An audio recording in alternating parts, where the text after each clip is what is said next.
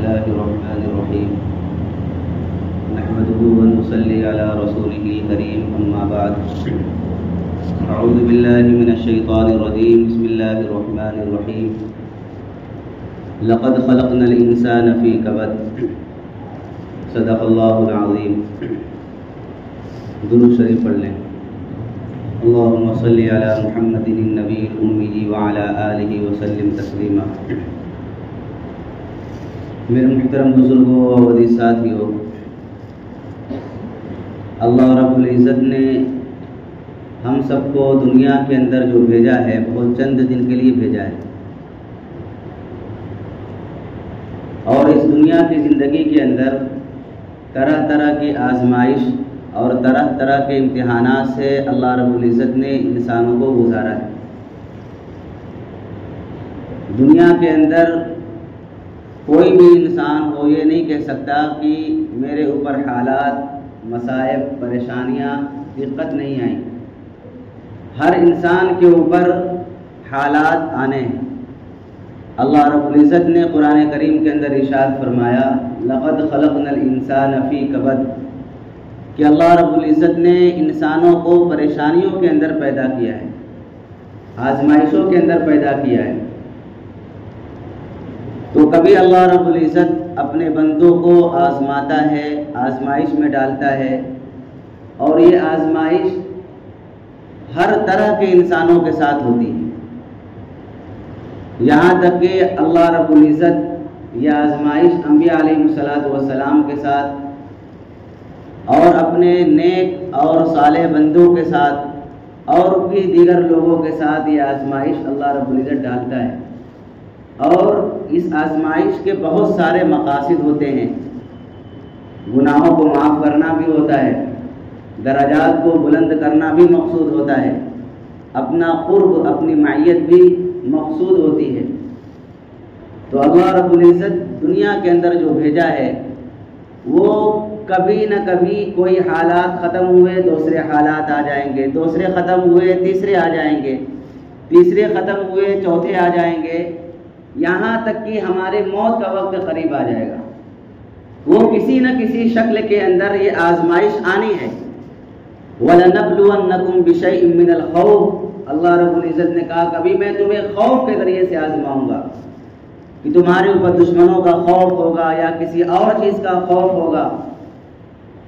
وَنَقْصٍ مِّنَ الْأَمْوَالِ، کبھی مال کی کمی ہو جائے گی، تمہارے اوپر مندوں کے بوچھار امٹ پڑیں گے، کبھی کاروبار کے اندر دقت، پریشانیاں، حالات، یہ ساری چیزیں ہمارے ساتھ ہوں گی۔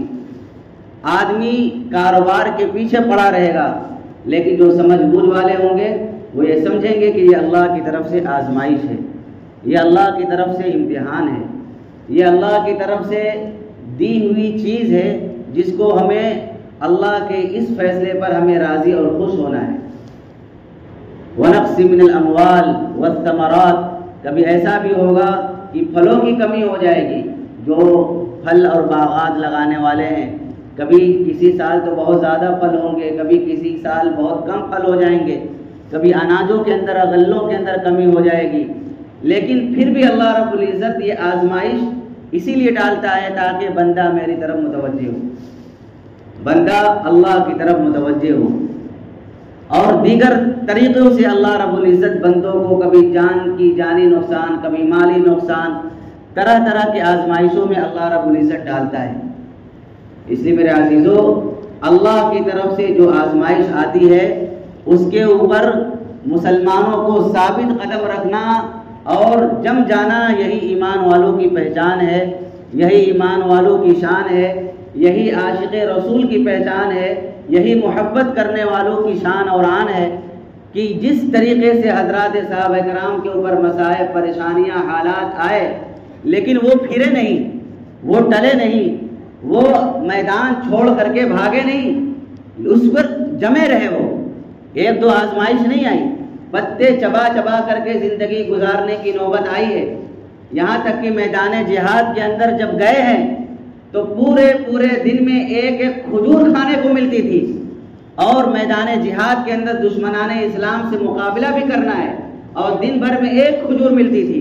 کسی نے پوچھا بعد میں کہ وہ ایک کھجور دن بھر میں کیا کام آتی تھی، تو کہا کہ اس ایک کھجور کی قیمت تو اس وقت پتہ چلی جب وہ ایک کھجور بھی نہیں ملتی تھی۔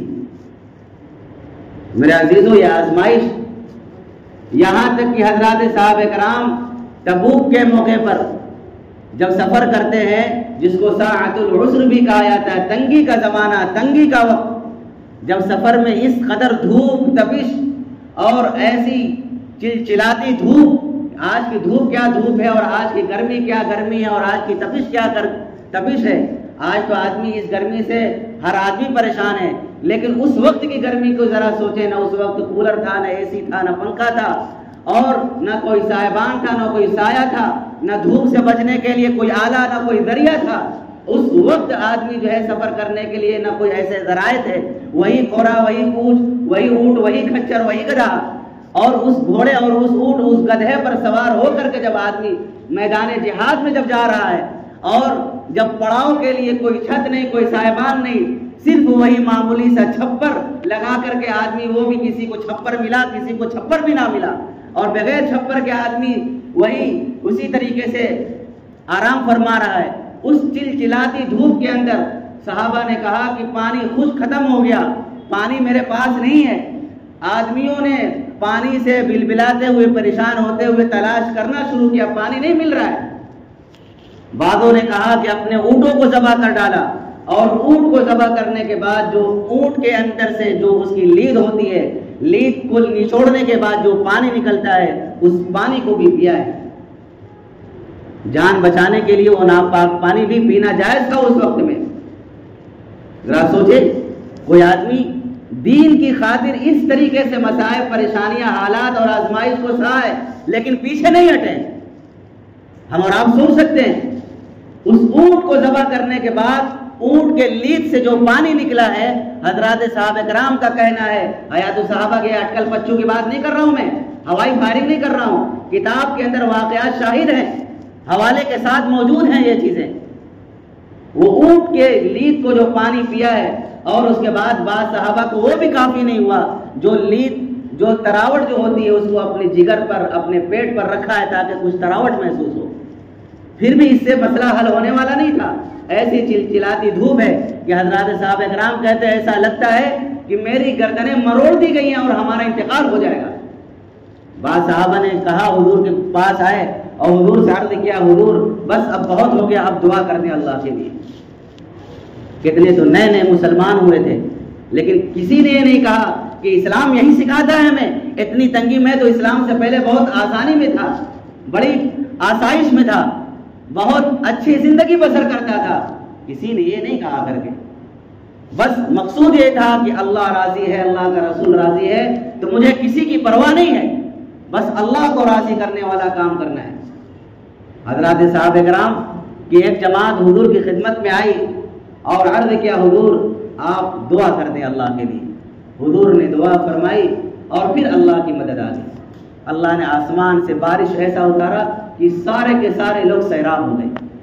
اللہ کے نبی موجود ہیں، حالات آنے ہیں، حضور کی ذات موجود ہے، حالات نہیں آئیں گے تو مسلمانوں کو پتہ کیسے چلے گا؟ اور پھر اللہ کی مدد نہیں آئے گی تو اللہ کی ذات کے بارے میں پتہ کیسے چلے گا؟ مدد بعد میں آتی ہے، حالات پہلے آتے ہیں۔ مدد بعد میں آئے گی، اللہ کی آزمائش پہلے آئے گی، مدد بعد میں آئے گی، آپ کے ساتھ دقتیں، پریشانیاں یہ ساری پہلے آئیں گی، آپ کو اس کو سہنا پڑے گا، اللہ کے لیے صبر کرنا پڑے گا، اللہ کے لیے برداشت کرنا پڑے گا۔ پھر اللہ کا وعدہ ہے وبشر الصابرین، صبر کرنے والوں کے لیے بشارت ہے۔ پہلے تو صبر ہے، اللہ نے پہلے صبر سکھلایا ہے۔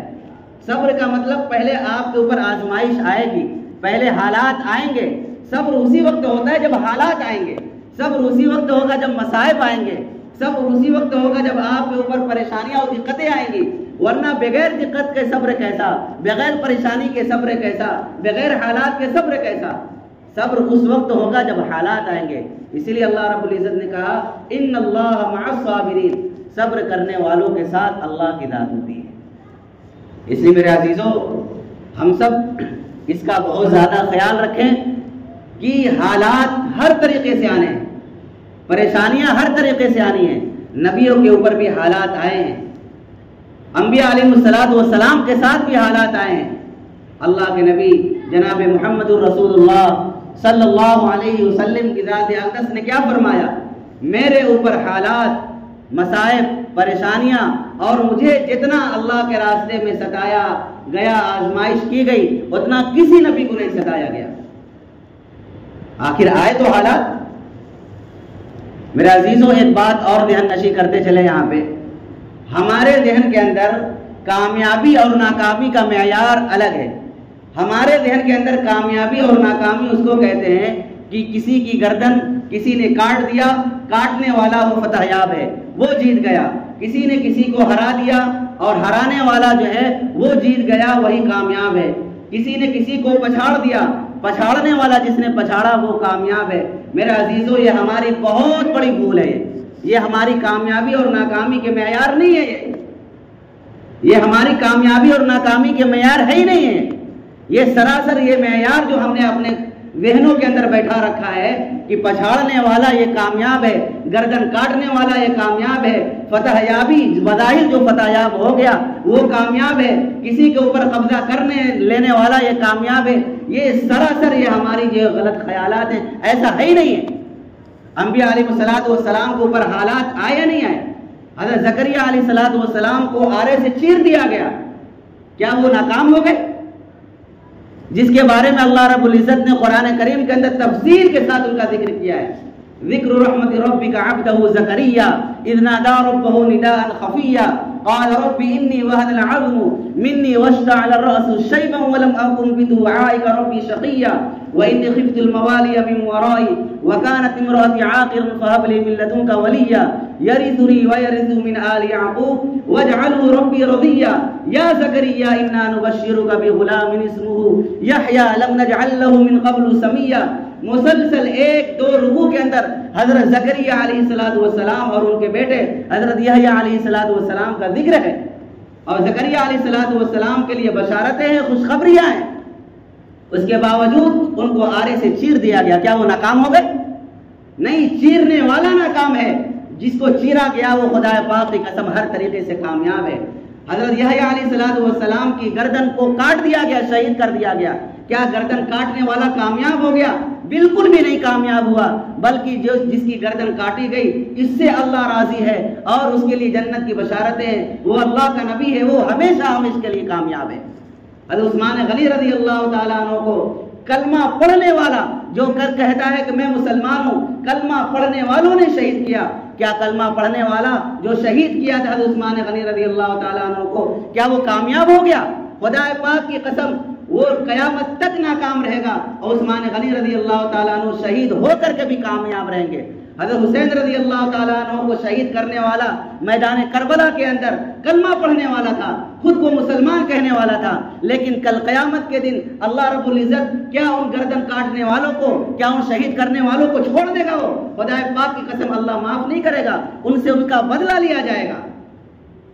اور شہید کرنے والا کیا وہ کامیاب ہو گیا؟ بالکل بھی نہیں. شہید ہونے والا کامیاب ہے، آج بھی کامیاب ہے، کل بھی کامیاب تھا اور قیامت تک کامیاب رہے گا. اور مسلمان ان کے کامیابی کے جھنڈے لہراتا رہے گا اور ان کے کامیابی کے مزدہ سناتا رہے گا. اگرچہ وہ شہید ہو گئے، بظاہر وہ دیکھنے کے اندر میدان کارزار کے اندر ان کی گردنیں کٹ گئی، وہ شہید ہو گئے، لیکن خدا پاک کی قسم وہ شہید ہو کر کے بھی جیت گئے. حضور پاک صلی اللہ علیہ وسلم کو طائف کے میدان کے اندر کس طریقے سے لہو لہان کیا گیا، ان کو مارا گیا، ڈھیلے مارے گئے. بظاہر دیکھنے والوں نے کہا حضور کو نعوذ باللہ ذلیل و رسوا کیا.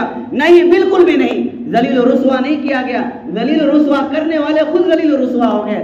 میرا نبی تو امام الانبیاء ہے، محمد الرسول اللہ صلی اللہ علیہ وسلم ہے، اللہ کا محبوب ہے، اللہ کا لاڈلا ہے. خدا پاک کی قسم کبھی وہ ذلیل و رسوا ہو ہی نہیں سکتا. پتھر کھا کر کے بھی وہ امام الانبیاء ہے اور امام الانبیاء ہے، امام الانبیاء رہیں گے. حضور کے اللہ کے محبوب تھے، اللہ کے محبوب ہمیشہ رہیں گے.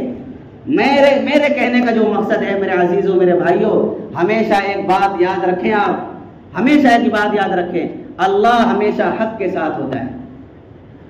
اللہ ہمیشہ حق کے ساتھ ہوتا ہے. لڑنے والے مسلمان ضرور ہیں، میدان کربلا کے اندر لڑنے والے دیکھنے کے اعتبار سے مسلمان ہیں، لیکن اللہ حق کے ساتھ ہے۔ اللہ صرف کلمہ پڑھنے والوں کے ساتھ میں نہیں، اللہ دیکھتا ہے حق پر کون ہے۔ حق کے ساتھ اللہ حضرت حسین رضی اللہ تعالیٰ عنہ کے ساتھ اللہ ہے۔ حضرت عثمان غنی رضی اللہ تعالیٰ عنہ حق پر تھے، ان کو شہید کرنے والا دیکھنے کے اعتبار سے کلمہ پڑھنے والا ہے، لیکن اللہ رب العزت حق کے ساتھ ہے، عثمان غنی رضی اللہ تعالیٰ عنہ کے ساتھ ہے۔ اللہ رب العزت امام الانبیاء تاجدار مدینہ محمد مصطفیٰ صلی اللہ علیہ وسلم کی ذات کو لہو لہان کیا گیا، اور ان کو ان کو مکہ کی وادیوں کے اندر اونٹ کی اوجھڑی ان کے اوپر لادی گئی اور رکھی گئی، یہاں تک کہ بعضوں نے ان کو تھپڑ بھی مارے، لیکن اس کے باوجود بھی اللہ رب العزت امام الانبیاء کے ساتھ ہے، کیونکہ حق جس کے ساتھ ہوگا اللہ اس کے ساتھ ہوگا، حق جس کے ساتھ ہوگا اللہ اس کا رسول ساتھ ہوگا، حق جس کے ساتھ ہوگا اللہ اس کے ساتھ رہے گا۔ ہمیشہ ایک بات یاد رکھیں میرے عزیزوں، یہ ہمیشہ آپ کو کام آنے والی چیز ہے۔ میں یہ بات اس لیے نہیں کہہ رہا ہوں میرے ساتھ یہ حادثات ہوئے اس لیے میں بات کر رہا ہوں، یہ پوری دنیا کے اندر یہ چیز ہو رہی ہے، یہ پوری دنیا کے اندر یہ ہو رہا ہے کہ آدمی اپنی عصبیت کی بنا پر، اپنی رشتہ داری کی بنا پر، اپنے خاندانی کی بنا پر، اپنے تعلق اور اپنے رشتہ داری کی بنا پر کسی نہ کسی کا ساتھ دیتا ہے۔ خدا پاک کی قسم، ساتھ دینے سے پہلے یہ سوچو حق کس کے ساتھ ہے۔ حق جس کے ساتھ ہوگا اللہ اس کا رسول اس کے ساتھ ہوگا۔ اب آپ سوچو کہ آپ کو رشتہ داری نبھانی ہے یا اللہ اس کے رسول سے رشتہ داری نبھانی ہے۔ سارے رشتے ایک طرف ہیں، اللہ اس کا رسول کا رشتہ ایک طرف ہے۔ میرے ماں باپ، میری بھائی بہن، میرے دوست احباب، میرے خاندان، میرے محلے والے، یہ سب کے سب ایک طرف ہیں، لیکن اللہ اس کے رسول کا جو رشتہ ہے وہ سب سے اونچا، سب سے عرفہ، سب سے بلند ہے، اس سے اونچا کوئی درجہ ہی نہیں ہے۔ لا یؤمن احدکم حتی اکون احب الیہ من والدہ وولدہ والناس اجمعین۔ اللہ کے حبیب نے فرما دیا تمہاری جانوں سے، تمہارے مالوں سے، تمہارے اولادوں سے، سارے لوگوں سے زیادہ رشتہ میرے سے ہے۔ جب تک میں تم سے زیادہ قریب اور محبوب ترین نہ بن جاؤں تم مومن ہو ہی نہیں سکتے۔ اس لیے کسی کا ساتھ دینے سے پہلے یہ یاد رکھو کہ میں کس کا ساتھ دے رہا ہوں۔ اللہ کے حبیب صلی اللہ علیہ وسلم نے فرمایا کہ مظلوم چاہے وہ کافر ہی کیوں نہ ہو اللہ اس کی مدد کو پہنچتا ہے، ظالم چاہے مسلمان ہی کیوں نہ ہو اللہ اس کا ساتھ نہیں دے گا، چاہے وہ کلمہ پڑھنے والا کیوں نہ ہو، چاہے تہجد گزار کیوں نہ ہو، ظالم ہے اللہ ساتھ نہیں دے گا، مظلوم کافر ہی کیوں نہ ہو اللہ اس کی مدد کو پہنچے گا، اللہ اس کا ساتھ دے گا۔ اس لیے ساتھ دینے سے پہلے سوچو، کسی کے ساتھ کھڑے ہونے سے پہلے سوچو کہ حق کس کے ساتھ ہے۔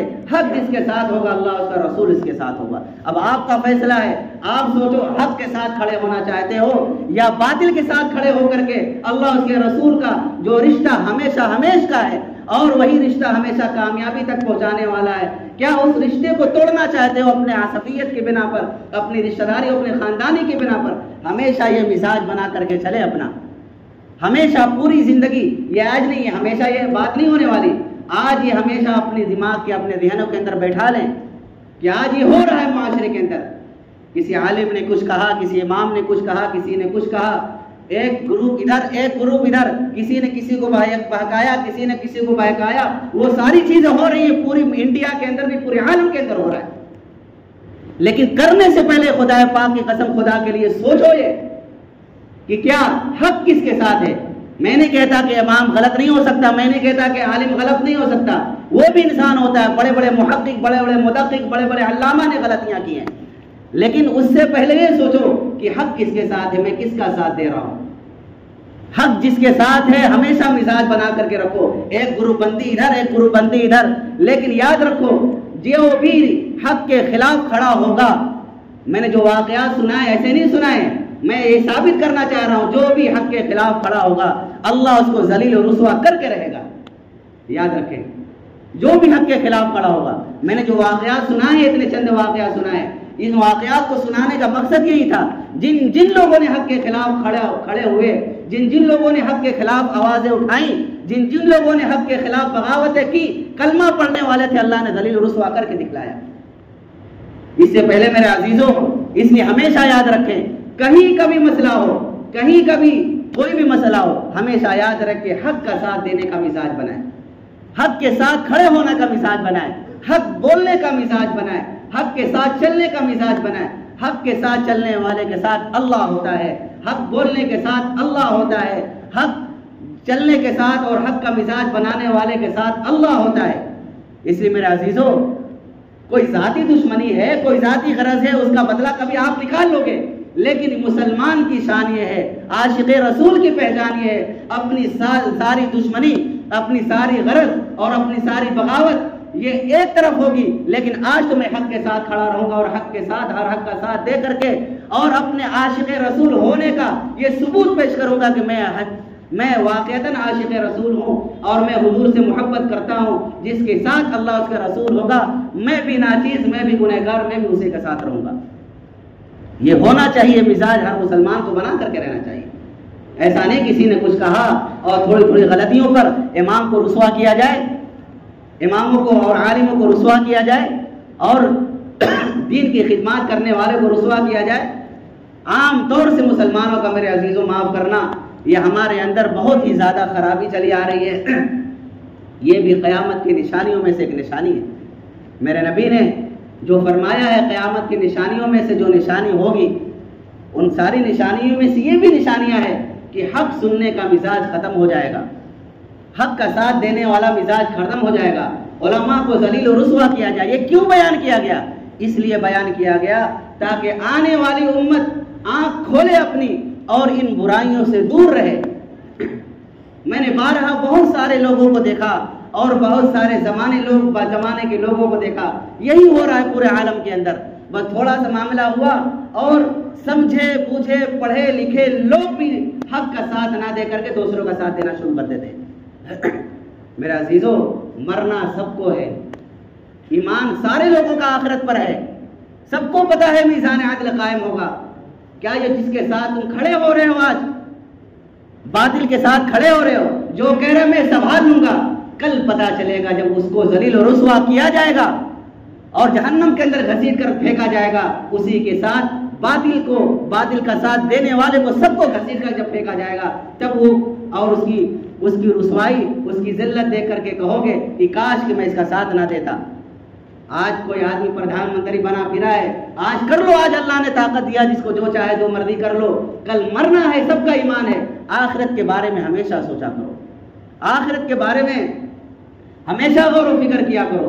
اس لیے میرے عزیزو، ایک مزاج بنا کر کے چلے اپنا، چاہے کسی مسجد کا معاملہ ہو، چاہے مسجد کے علاوہ کہیں کا بھی معاملہ ہو، ہمیشہ پہلے یہ پتا کرو کہ حق پر کون ہے، باطل پر کون ہے، اچھا کون ہے، برا کون ہے۔ جس کے ساتھ حق ہوگا آپ اسی کے ساتھ کھڑے رہو، چاہے آپ کے رشتہ دار ہی کیوں نہ ہو۔ آپ کا رشتہ دار عمر رضی اللہ تعالیٰ عنہ کے پاس ایک مسلمان، ایک یہودی آئے، جبکہ حضور سے فیصلہ کرا چکے تھے۔ مسلمان نے سوچا کہ عمر رضی اللہ تعالیٰ عنہ کافروں کے ساتھ تو بڑے سخت ہیں، اس لیے میں ان سے فیصلہ کراؤں گا تو مسلمان ہونے کے ناطے میرے حق میں فیصلہ کر دیں گے۔ جب معلوم کیا عمر رضی اللہ تعالیٰ عنہ نے، کہاں سے تم آئے ہو؟ فلاں جگہ سے، حضور کی خدمت میں آئے۔ حضور نے کیسا فیصلہ کیا؟ حضور نے کافر کے حق میں فیصلہ فرمایا تھا۔ عمر رضی اللہ تعالیٰ عنہ نے فوراً تلوار اٹھائی اور گردن سونپ دیا، کنارے کر دیا۔ جو اللہ اس کے رسول کے فیصلے کو نہیں مانتا، اس کا فیصلہ یہی ہے۔ حالانکہ کافر کے حق میں فیصلہ ہوا ہے، دو مسلمان، ایک مسلمان ایک کافر، لیکن فیصلہ کس کے حق میں ہوا؟ حق کے فیصلے میں۔ جو حق پر ہے اس کے حق میں فیصلہ ہوگا، چاہے مسلمان ہی اس کے خلاف کیوں نہ کھڑا ہو۔ یہ ہے اسلام، اور یہ ہے اسلام کی پہچان اور اسلام کی تعلیمات، کہ ہمیشہ اللہ اس کے رسول نے یہی تعلیم دی میرے عزیزو کہ حق کے ساتھ کھڑے ہونا ہے، چاہے حق باطل پر، چاہے آپ کے رشتہ دار کا ایک فرد کیوں نہ ہو، چاہے آپ کا خاص آدمی کیوں نہ ہو۔ اس لیے ہمیشہ یاد رکھے، فتنہ وہیں پہ دب جائے گا، کیونکہ مسلمان اگر اس اصول پر آ جائے، اس ضابطے پر آ جائے، تو میرا عزیزو یاد رکھو کبھی بھی باطل پنپنے نہیں پائے گا اور باطل ختم ہو جائے گا۔ جیسے ہمیشہ باطل ختم ہوا ہے، آئندہ بھی باطل ایسے ہی ختم ہوگا۔ اس لیے میرے عزیزو، اللہ مجھے بھی عمل کی توفیق عطا فرمائے اور آپ حضرات کو بھی عمل کی توفیق عطا فرمائے۔ ایک درخواست آپ سے یہ ہے کہ جمعہ کے دن تھوڑا پہلے آنے کا مزاج بنایا حضرات، کہ جمعہ کے دن جو حضرات 5 وقت نماز پڑھتے ہیں ان کی بات ہی نہیں، الحمدللہ پہلے آنے کی کوشش کرتے ہیں۔ دیکھو جمعہ کے دن یہ ہفتے کی عید ہوتی ہے اور ہمیشہ ہم تو دنیا داری میں لگے رہتے ہیں، کم سے کم جمعہ کے دن 12:15 بجے 12 بجے آ کر کے نفلیں پڑھ کر کے سنتیں پڑھ کر کے اللہ سے دعا تو کرے اپنی اصلاح کے لیے۔